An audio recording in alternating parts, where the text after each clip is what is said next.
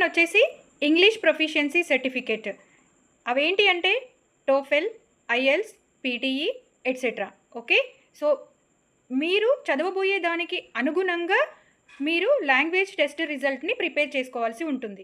Next most important document SOP.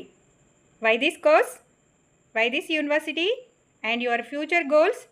ఇక్కడ ఒక perfect SOP writing visa ఆఫీసర్కి మీ సీరియస్నెస్ని ఎక్స్ప్లెయిన్ చేస్తుంది.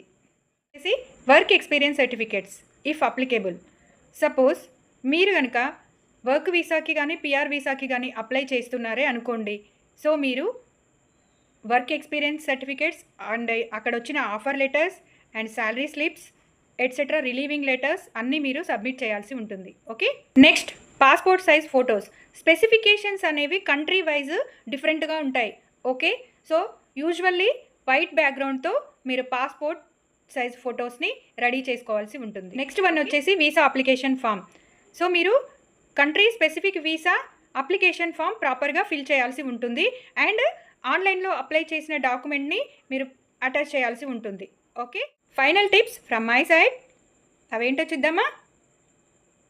All documents clear and original ఉంచాలి. ఓకే, ఫైల్ ఆర్డర్ మెయింటైన్ చేయాలి.